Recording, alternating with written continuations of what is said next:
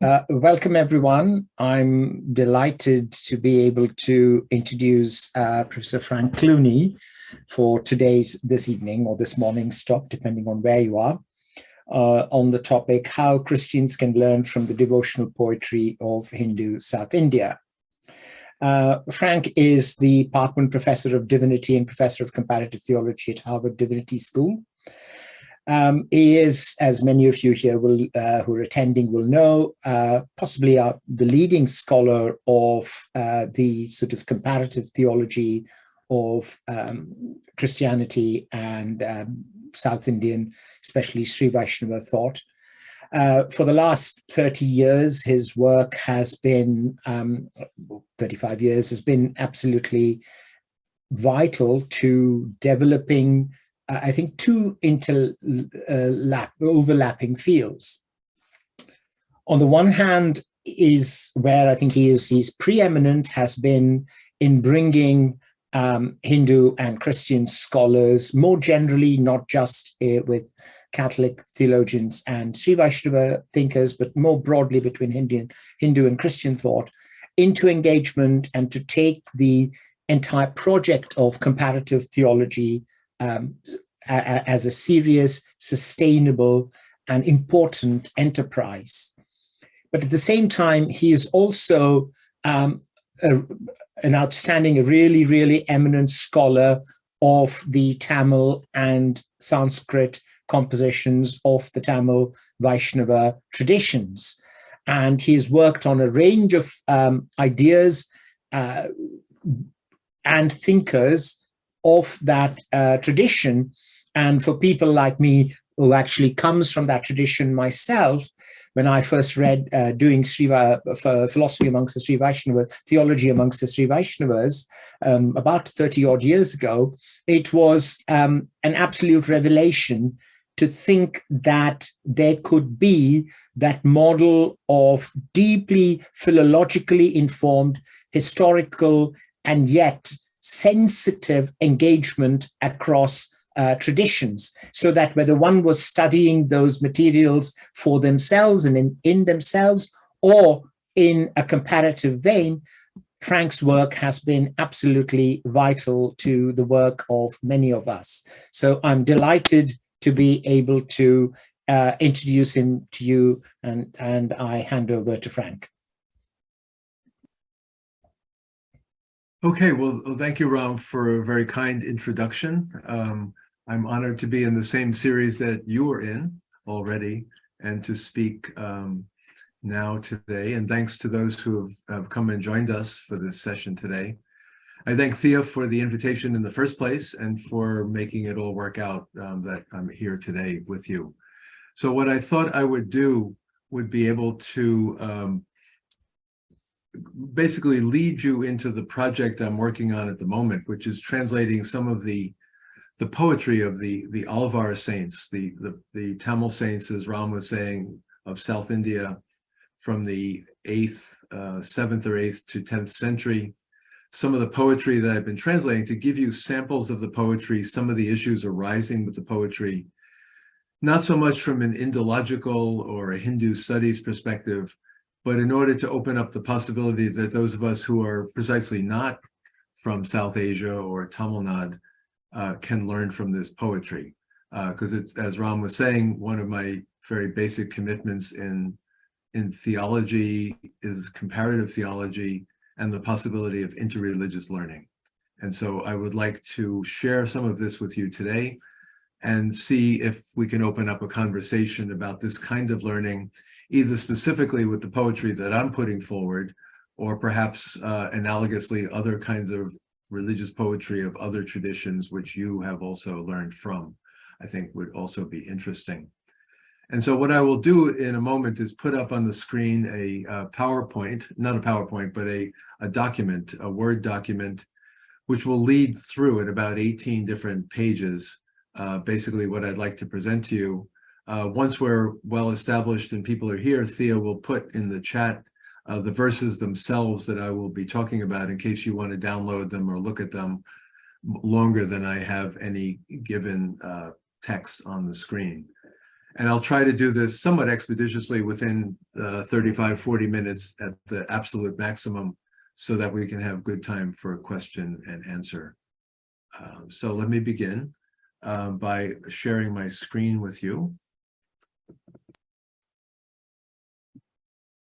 So to undertake this work is to think about how we learn interreligiously.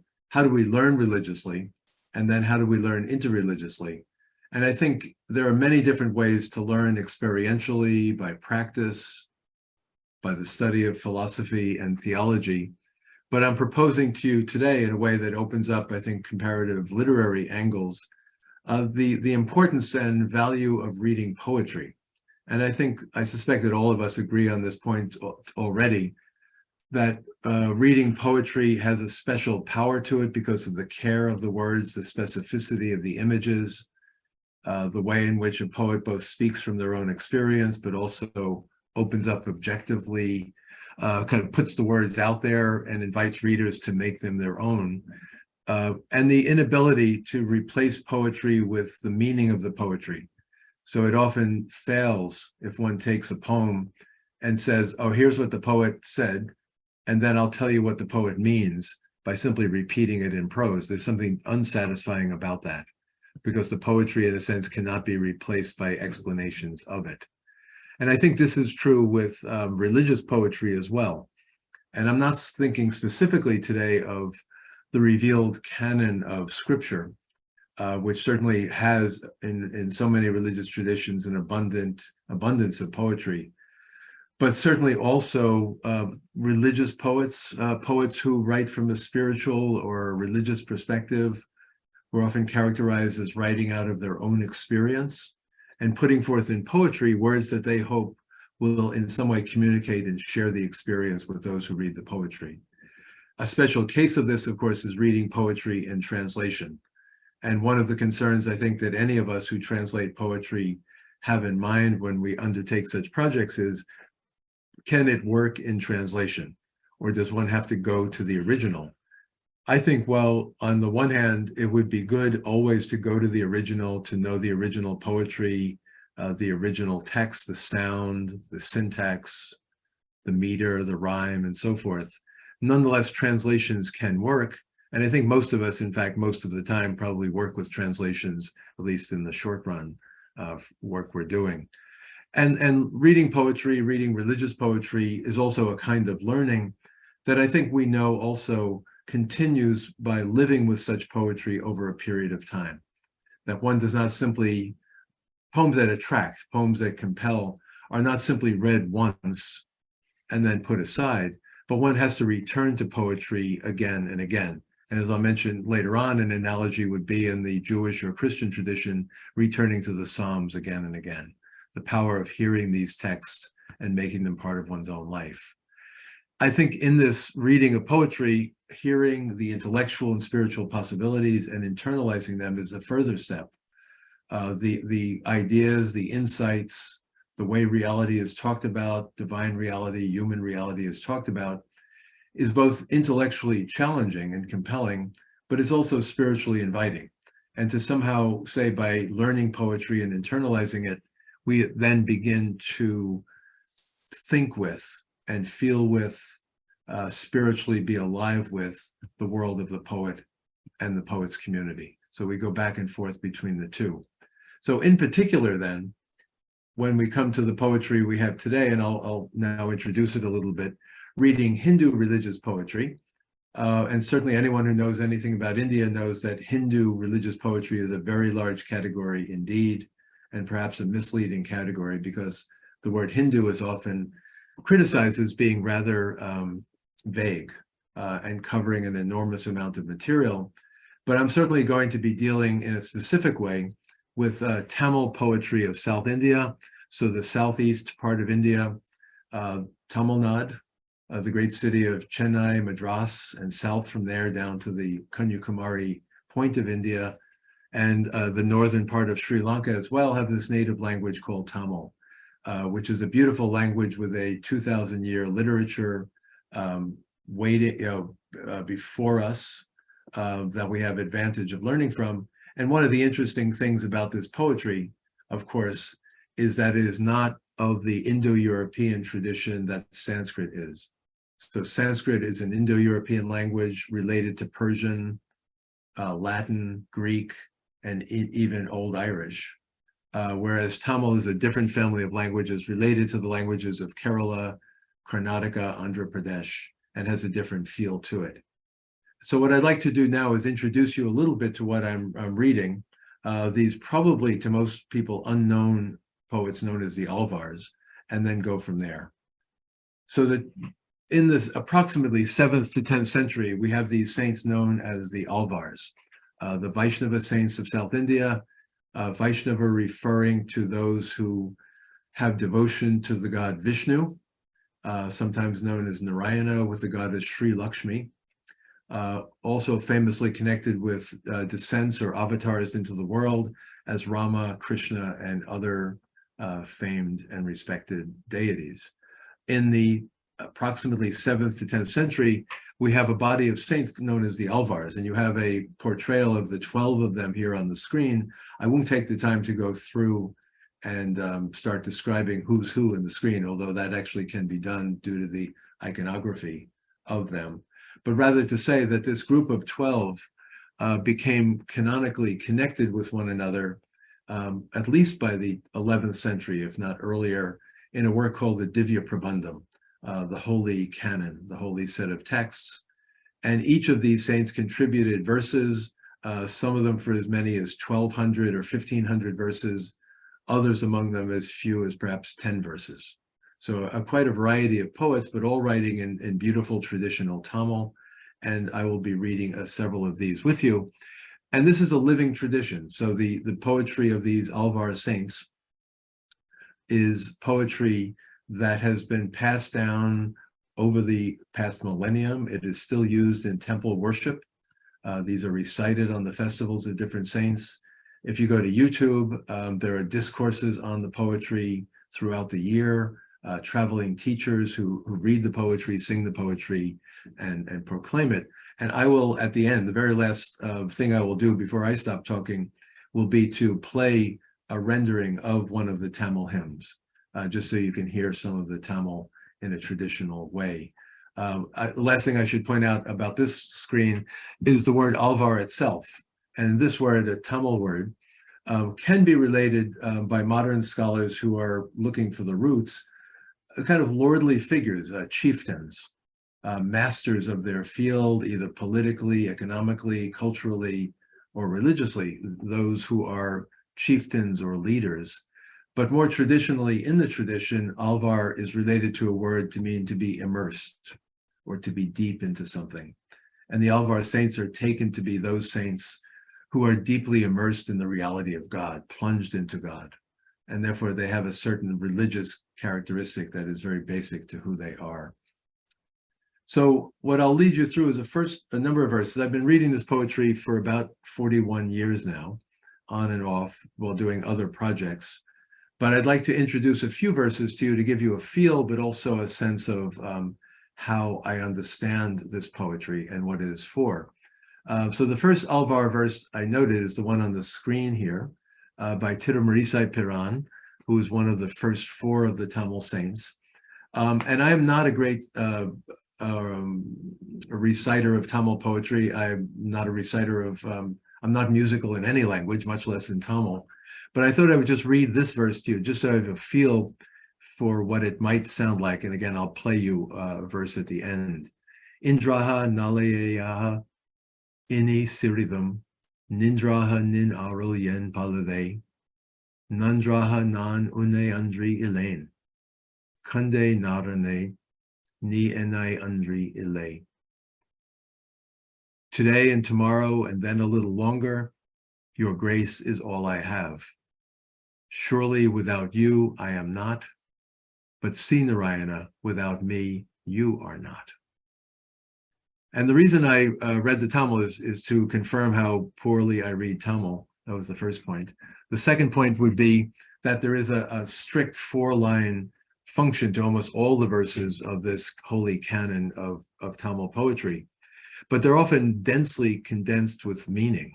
as in this verse. So this poet writes 96 verses in a work called The Linked Verses of the Four-Faced God, the four-faced God being Brahma, the creator God. And it's simply the linked verses of the four-faced God, not because he worships that God, but because that's the first word of the first verse of the text. So that becomes the name of it. But today and tomorrow and a little longer, I live only by your grace. Your grace is all that I have. Without your grace, there is nothing. And he admits, as one might imagine a pious, devout person, without you, I am not. I am nothing at all. But what struck me, again, when I read this verse, I think first in 1981, was the last line. See, Narayana, Lord of the universe, Lord, without me, you are not. And it struck me that this was a daring reversal, where the poet is saying, sure, I depend entirely on you, but how could you be God if I was not? Without me, how could you be? The commentators often soften it and say, well, it doesn't really mean what it says, but it means simply a kind of dependence. But I think the poet is daring to say that the divine-human relationship cuts both ways. No human without God, no God without the human, or living beings, at least, of some sort. So this verse caught my attention, and I went from simply reading Tamil poetry in order to improve my Tamil, which I was trying to do back in the early 80s as a student at the University of Chicago, to realizing that there were meanings here that would not be unrecognizable to the Christian tradition. Grace, dependence on God, praying in a verse to the Lord, and yet then making a bold claim, without me, you are not. Another verse that I ran in earlier were verses in this great work, The Holy Word of Mouth, the Tiruvaimori of Namalvar, often considered the greatest of these saints. 1982, I started reading this poetry with one of my professors, A.K. Ramanujan, at the University of Chicago. He was the one who really introduced me to this text in particular. But again, it became, for me, compelling and to start thinking about how powerful the verses are. Beyond thought is that peerless one. By his grace, I placed him in my mind to hold him there, which too is his sweet grace. And then he makes me realize all mind, all breath, all body, the infinite too are mere waste. In the end, he ended up as me himself. He ended up as me himself. He is the peerless first one, before everything and everyone, expanding himself as Shiva, Brahma, and himself too. He abides in my body, my breath, my mind, as sweet as honey, milk, cane, and ambrosia. On him I meditate. Again, what I find when I read verses like this, which if we had lots of time, we could explore the Tamil and the problems of translation, is the mix of the way in which there's a kind of the transcendence of God is being talked about. Beyond thought is that peerless one, the peerless one who has no equal, no comparable, nothing similar. But by his grace, he has allowed me to place him in my mind and hold him there, this meditative process, and that too is his grace. And then the realization comes that the God he thought was far away and other actually is intensely close. My mind, my breath, my body, the infinite are merely nothing. Why? Because he has become me. He has made himself into me. And now I realize that everything else is nothing by contrast with his being who I actually am. And he goes on in the next verse, and you'll notice that the last word of the line of the first verse, in the end he ended up as me himself, is the same as the first line of the second verse here from the 8th book. And that often is the case in this poetry. There's a link between the last word or sounds of one verse and the next and keeps them in order. So he's, again, the peerless first one before everything and everyone. He is really the heart of who the other gods are, Shiva, Brahma, and himself in the famous so-called Trimurti, the three forms of Brahma, Vishnu, Shiva. He says, yes, there are three, but the one of the three, Narayana, Vishnu, is the source of the other two. And then the intimacy is stressed again here. What does this ending up as me himself mean? He abides in my body, my breath, my mind, as sweet as honey, milk, sugarcane, and ambrosia. And what the commentators will point out is that you can make an incredibly sweet, and if you don't mind sweet things, tasty drink. by mixing honey, milk, sugarcane, and some kind of ambrosia together. And that it's impossible to separate them out once they have been combined with one another. That is what the experience of God is. And so this poet is talking about the supreme God, a God who is beyond, a God who makes the world seem to be nothing, and then how this God permeates everything, including the world, including the gods, and then mingles in this poet's own life as well. And presumably by the tradition confirming this poet, Namalvar, in his poetry, but like the other ones too, is speaking out of an experience of finding God within himself and in his experience. And I hope you can see that poetry like this lends itself to so many comparisons and contrasts with other traditions, including the Jewish and the tradition. And finally, another example from 1985, I was beginning my first teaching position at Boston College in 84, 85. And I had a new course I was teaching called Holy Men and Women of India. So I wanted some works by different saints of India. And I found a mid-20th century Tamil biography of the woman saint Andal. And in the course of telling the story of the saint, Andal herself, one of the 12, is portrayed at one point of proclaiming this verse saying, "Of course I can be married to God. Of course I can be the bride of Vishnu." Why? Because they're saying, well, that's improbable. How could that be, that you could be married to the Lord? She proclaims this verse, which turned out, I learned later on, actually to be of another poet, but put in her mouth in that simple biography. Whichever form pleases his people, that is his form. Whichever name pleases his people, that is his name. Whichever color pleases his people who think upon this unwearying, that is his color, he who holds the discus. So it's a song really of absolute kind of accommodation, where as we are, the Lord comes in form or name or hue or color, coming in that way. If you meditate unwearying, if you keep at it, you will find God in the form that you meditate, which could be very sophisticated, very mystical, very advanced, or the simplest representation anyone might have of what God is like. God will find you there. He who holds the discus is a sign that it is Vishnu we're talking about. In the iconography of temples, almost always Vishnu, Narayana, is shown holding a club and a discus, among other elements. But the fact that we're not talking about a generic God, but the God of our people, he's saying, is the God who will come in every form for every person.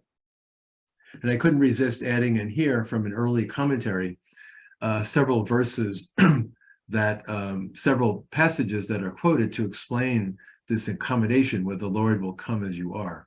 The commentator, Periyavachan Pillai, I can tell you more about him if you want, says, "For there is no rule which limits times, places, forms, no already fixed way. The Lord overlooks the shortcomings of devotees." So again, the Lord accommodates to where people are and can come in a very great variety of forms. And then gives two texts from Sanskrit texts, actually, which are interesting. "The lovely form of Vishnu, his image, his pleasing face and gaze. Let him make an image in a way that pleases him." So speaking to the devotee, take whatever form you think is the pleasing form of the Lord, make an image from gold or silver, and then honor it, bowing before it, loving it, meditating on it. Purified of floras, he will then reach that very form of Brahman. So this, in other traditions, and one could think of certain biblical passages, where if you make the form and you make a face for God, then you're going to fail. That this is not acceptable. One does not find the Lord by making something and then worshiping it. But here it's quite the opposite, saying if you make a form of gold or silver, presumably wood or some other material, and if you honor it, love it, and meditate it, then you will reach God in that very form, Brahman as the reality. Or the other verse, whichever form pleases his people, that is his form. That's a quote from the verse. That is, the Lord takes for himself that form which devotees imagine as his divine body. And so he makes himself present in any materials devotees choose, such as gold, silver, or stone. And what's interesting here is that this would have been centuries later when this commentary was written. but basically affirming that there's a great theology operative in the poetry of the saint that is putting forward a great understanding of what God is like, and then showing from the Sanskrit, the North Indian tradition, that this is in fact to be honored. Other verses that follow, I'll just read this one briefly without much comment, because this is the one I'm going to play for you at the end, the singing of it. In the time when I did not know you, when I was mired in my great confusion, you made this servant love your service. As an innocent dwarf, you asked 3 steps of land, Mahabali. And now again, you tricked one who did not know you. You've mingled with my very life breath. Part of this you can see echoed in previous verses. You've mingled with my life breath. You have come when I did not know you, the unknowability of God. Even when I'm mired in great confusion, you made me love you and love to serve you. And the reference to the myth, 3 steps of land, Mahabali, refers to one of the famous descents or avatars of Visnu, where there is this demon king, Mahabali, ruling the world, and Vishnu comes in the form of a dwarf and asks for 3 steps of land in order to be able to perform a sacrifice on the land. The king thinks nothing of this dwarf and says, sure, take your 3 steps. But Vishnu is the one who expands and spreads out. And so with 1 step, Vishnu in this avatar form covered the earth. And the 2nd step covered the sky. And then turns back to the now tiny king and says, you promised me 3 steps, but I've covered earth and sky. Where can I put my foot? And the king says, put it on my head. I will become your devotee. So it's an older myth that the saint knows and presumes that his audience knows. But to bring out this idea that we're surprised, we're caught when we do not know. There are lots of comparisons I could do. I wanted to mention here that this is a cover, and Ram would know this well, I think. Kumudam is a popular South Indian magazine. So back in '92, I was in South India, and they asked me, first of all, to write in my terrible Tamil handwriting, to write something for them, which I did. And then secondly, which was my favorite verses from the Alvars. And at that point, I picked this verse. And inside, I talk a little bit about it. But for about 2 weeks in Chennai in 1992, I was well known on the streets. People would stop me and said, aren't you the one who was on the cover of Kumudam? And so on. I was a real celebrity. Several people had me sign it for them and so on like that. But this gives a certain favor to that verse. But I can also do other things with it. And again, I won't have time to do this because I want to make sure we have time for our question and answer. Starting to do comparisons. And hopefully, as I've been speaking already, you can think with some of these verses of passages from the Bible, or the Christian mystics, the Middle Ages, other sources that would go with it. And I've always thought of this passage from Augustine, famous, needs no explanation by me, but the sense of being late in coming to realize how God has already been in one's life. Late have I loved you, O beauty ever ancient, ever new, late have I loved you. You were within me, but I was outside, and it was there that I searched for you. In my unloveliness, I plunged into the lovely things which you created. You were with me, but I was not with you. You called, you shouted, you broke through my deafness. You flashed, you shone, you dispelled my blindness. You breathed your fragrance on me. I drew in breath, and now I pant for you. I have tasted you, now I hunger and thirst more. You touched me, and I burned for your peace. I could spend the rest of the hour, which I will not do, comparing this verse with the one on the left-hand side, the Tamil verse, which I just read, but also other themes about the plunging in to being in the world and learning to be apart from the world, the multi-sensual way in which God speaks to the soul, being touched by God, hungering and thirsting for God. All of these things feed back and forth. And when I say learning from Hindu poetry, I'm thinking of this process too, not simply by itself as if it was in a museum, but relating it to all the things we know from our own traditions as well. And that's just an example we can come back to. The first verse that I started with, today and tomorrow, and then a little longer, your grace is all I have, surely without you I am not. But see, Narayana, without me you are not, provokes in me this comparison with Meister Eckhart. And again, you might think of others. I had no God, I was my own cause, I wanted nothing and desired nothing, for I was bare being. the knower of myself in the enjoyment of truth. For before there were creatures, God was not God. He was that which he was, but when creatures came into existence and received their created being, then God was not God in himself, he was God in creatures. And I throw this out here somewhat irresponsibly because I'll just keep moving. But in a way, I'd say that although Meister Eckhart is as complicated as Tirumalicai Piran, and they're both hard to understand, the claim, Narayana, without me you are not, is the sense that God is not God until God is in creatures, in the created world. And this kind of interdependency, two forms of writing, the poetry of the saint and the prose of Eckhart, the poetic prose of Eckhart, really echo one another and enhance where we are. I'd like to take another example, which is a little more complicated, but I think I'm doing okay on time, that sometimes translating poetry, we can make it too clear. So this is a standard translation found online of a verse from Namalavar's other text called the Holy Drama or the Tiruvritam. He says, her face is like a lotus. Her eyes are like beautiful kendai fish or sharp spears. Her nose is like a vine. She wears earrings in her ears. And when our eyes met, we felt as if we had drunk the nectar of the milky ocean churned up by the gods. No one will gossip about us. Our love is true. It's a lovely translation and a lovely way of putting things. The sense of he's talking to his friend, the man, to his male friend about her and compares her to nature. And then says it's like we were plunging into and drinking the nectar of the ocean, the amrita or the ambrosia. The only problem is translation is fairly, and I'll show you this here. So on the left-hand side, what I just read, I did a more literal translation for an article I was working on where it's much more inscrutable. And the reason I point this out is that the inscrutability sometimes is where we learn. When we don't understand, we begin to appreciate the puzzle of the text. In the lotus where the senses circle, kendai fish make war, and held apart by a single creeper, but still they dart about, piercing like spears. This is fairly literal. I've checked it 1,000 times. Her face is not mentioned, her eyes are not mentioned, her nose is not mentioned, earrings are not mentioned.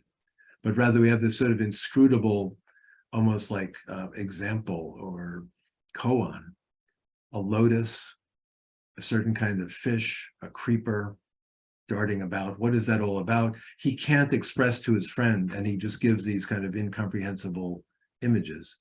And then the second part, like ocean waves that gush, ambrosia when churned by Krishna's hand, I've been churned. And there's the famous myth of Krishna churning the ocean. The gods and demons churning the ocean, and all kinds of poisons and beautiful elixirs of immortality come forth. And what the poet has done here is said, no, it's not about the gods and demons churning the ocean. Krishna churns the ocean with his hand. So very intimately, God is involved churning the ocean to make things happen. It's as if he says, I've been churned. Krishna, who I love, has put his hand inside me and is churning me. And then adds inscrutably, had you seen, you would no longer scold me. And I think by the time you've read the whole verse, and I think this is not in the available text, but I can send you, I think actually the translation is, but that it's unscrutable because the first part doesn't tell you anything about love. But then you begin to realize with the commentators that, okay, her eyes are being talked about, her earrings, her nose, but none of that is said explicitly. And then I have been churned by her, or is it really a love poem about being loved by Krishna and Krishna entering into one? And then you, oh friend, had you seen, you wouldn't scold me. But the point is, you, my friend, just like the readers of this verse, you haven't seen what I've seen, and therefore you don't understand. And I think the reason for not making it simple and clear as on the left-hand side is that the poetry is meant to puzzle us. And just to remember that this poetry can be indeed puzzling many a time. And that's good because it provokes our minds. Now we don't get lazy and just sit back and read poetry that soothes us, but we're forced to think about it as well. So from here, going on, I'm almost done, to where we we consider ourselves to be when we've read such poetry. Sorry, I'm getting rid of my email here. Okay. The poets say we're not just giving you poetry to admire and then put back on your shelf, but if you learn these verses and if you sing these verses, it transforms you. Lord of innumerable people in all 7 worlds, Krishna. About him, Shatakopan of lovely Kurahur. This is the Namalvar I've been mentioning. Kurahur town amid fertile fields, sang these 10 verses, measured into the endless 1,000. And the promise, those who master them will attain great wealth in heaven. So there's a lot at stake here. He composes the verses, they're in praise of Krishna. And if you learn them, you will prosper in the heavenly places. Or this other one, if you learn perfectly these 10 verses from the 1,000 metered by feet, poetic feet, as the humble service of Shatakopan of southern Kurahur town, about the tall one who once graced the 5 brothers and uprooted the 100 cousins. This refers to the Mahabharata story, the great epic of India. You will endure no more births. And it's an amazingly large claim for an amazingly short verse. If you learn these 10 verses, learn them, sing them, memorize them, take them to heart, you will no longer have to suffer rebirth into this world. And all the meditative techniques and all the different ways that reality is talked about, of finding your way out of samsara and so on, all of that can be done by endless yoga practice, ascetical penances and so on like that, pilgrimages and the like. Or you can learn these 10 verses and you will become free. And I think the question is, what do we make of such claims if we read the poetry, particularly in translation? But also, what do we make of it, suppose it's true? And if you begin to learn this poetry, does it have this kind of effect on you? I give you one longer poem here by the poet Andal, the single woman poet among the 12 Alvar saints. And this one comes in 3 paragraphs. The first paragraph is about the gopis, the cowherd women who dance with Krishna. The second one is about her singing her verse. And the third is about the people who learn her verses. The turbulent ocean was churned by Krishna, whom the cowherd women, adorned in beautiful jewels, faces bright as the moon, approached and worshipped. In this way, they gained their wished-for pare drum. The pare drum, part of a ritual performance in the winter month that I won't go into now. But the women came to Krishna, the cowherd women with the cowherd boy Krishna, and they found what they were looking for. And about all of that, Andal, daughter of the lord and priest of beautiful Pudavai town, who wore a garland of pure, cool lotuses, sang this bouquet of 30 Tamil verses. So having mentioned the myth of the gopis and Krishna, the second part, she puts herself into it. I sing my verses, I am now part of their story. And then the third part about everybody else, people here and now who recite her 30 verses, skipping none, will surely receive from our beloved Tirumal, Krishna Narayana, whose eyes and face are radiant, whose 4 shoulders are dark mountains, his everywhere grace, joy forever, thus our vow. And the reason I like this is I think it's an exceedingly beautiful verse at the end of one of her works, the Tirupavai, or Holy Vow. But it also is about lineage, about becoming part of a tradition. So the epic story itself, the event in ancient times that's remembered, the role of the inspired poets singing of that event, and then how people here who learn this verse and recite it will receive the same everywhere grace and joy forever. And again, I put it forward as showing the claim of the tradition, but also asking, do we, who don't, if we don't belong to the tradition, which I think would be true of probably most of us on the screen, if we don't belong to the tradition, do we want to cross over sufficiently that it has this effect on us? Are we drawn into the other, as one would be drawn into any kind of music or poetry or dance or ritual, to crossing over that this poetry is not tame. It's spiritual, it's meant to transform you. When do you draw the line is something we could talk about as well. So to recap, and then I'll just play one song for you as a final thing. We end up with sets of verses. These are the first 4 of the Tamil saints. I won't go through the numbers here, but a good number of verses, about here almost 500 verses here by these saints. It becomes overwhelming after a while. And not just one verse here or there, but one keeps reading these verses and keeps learning from this poetry. And I'm working on a translation of the texts that are on the screen here, possibly for, if it all goes well, for the Murti Classical Library, which is a library here, Harvard University Press is publishing. The best analogy is the Loeb classics, the green covered Greek classics, where you have the Greek on one side and English on the other, and the red, the Latin classics, doing something like that for India.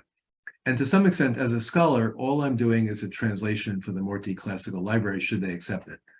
So it's down the road, but I'm trying to do it with this poetry we've been talking about.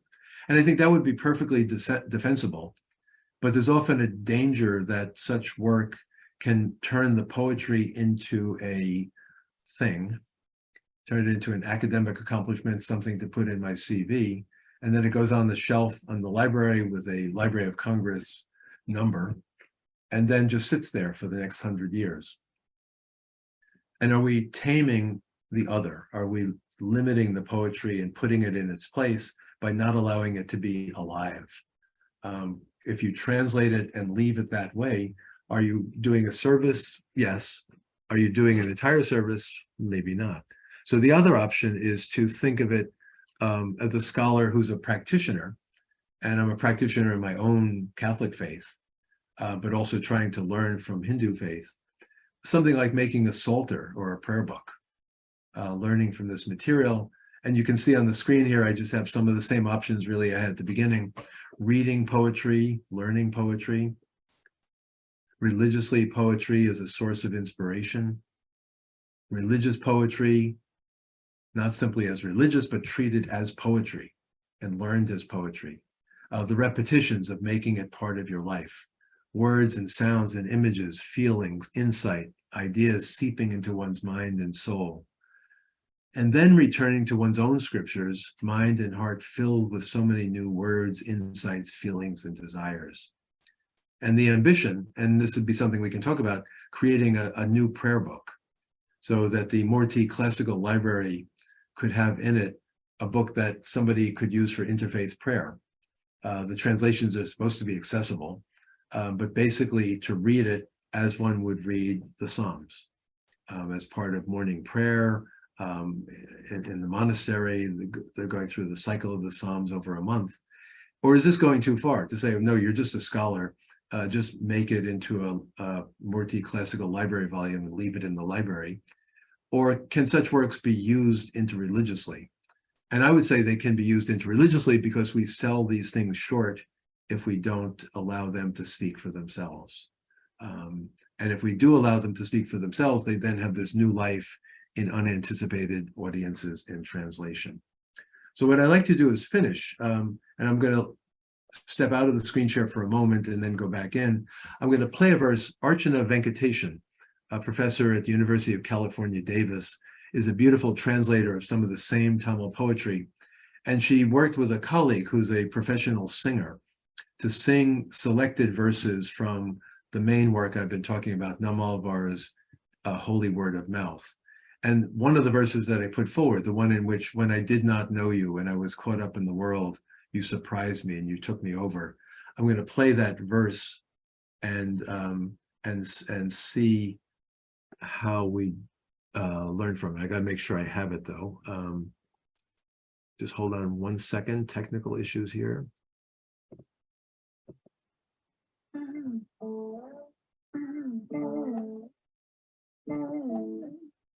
Can you see that? Right. We're mascot, and we've been styling upper half in European spaces for over 100 years. Chances are. Okay, had to get the ad over with. Sorry about that.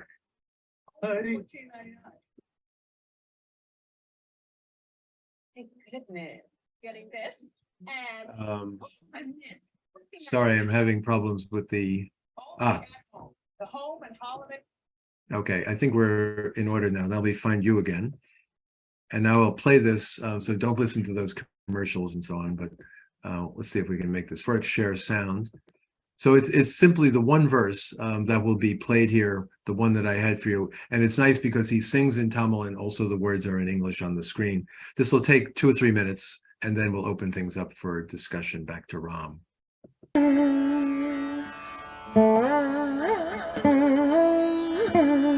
The verse will begin in a second.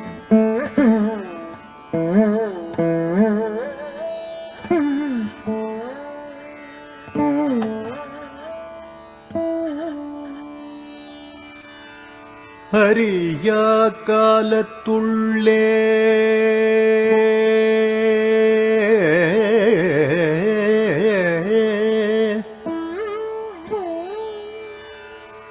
Hariya காலத்துள்ளே அடிமை கண் அன்பு செய்வித்து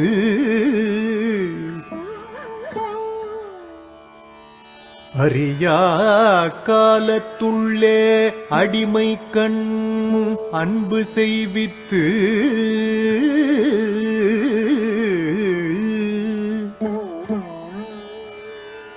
அறியா மாயத்து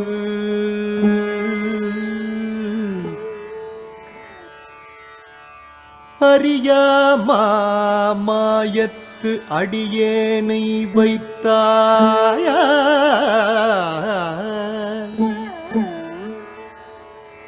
அடியேனை வைத்தாயா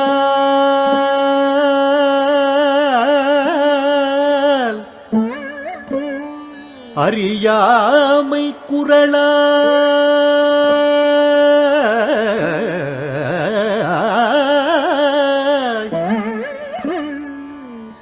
அறியாமை குரலாய் நிலம் மாவலி மூவடி என்று நிலம் மாவலி மூவடி என்று நிலம் மாவலி மூவடி என்று அறியாமை வஞ்சித்தாய் மாவலி மூவடி என்று அறியாமை வஞ்சித்தாய் எனதாவியுள் கலந்தே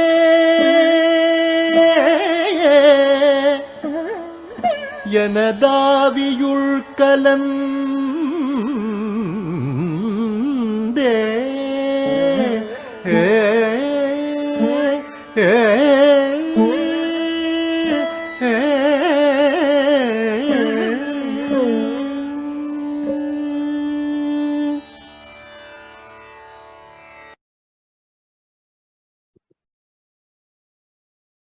If you like that beautiful rendering, I can send to Thea maybe the link to where you can find those on YouTube so that you can listen.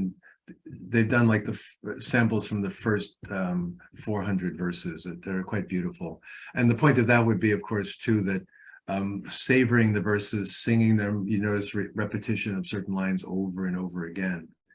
Again, I think as with the Psalms or in some kind of other meditative context, you read it, but you also let it flow over you. It can be very beautiful. So I will stop there. Thank you very much for listening. And I hope that all made sense to you. And back to Ram. Thank you very much for that wonderful talk, Frank, and giving us something very substantive to think about as an example of reading religious poetry interreligiously. Perhaps what I'll say is, if people have questions, please put up your hand on the with the emoji, and I will sort of keep track of the sequence and ask you to unmute yourselves and ask the question. And I hope we have a little bit of time for the discussion. Thank you so much, Frank, for that wonderful conversation, and for everybody for joining in, and wish you all a good evening. Thank you, Ram. Thank you, Thea. Thank you, everyone. This has been wonderful. Thank you.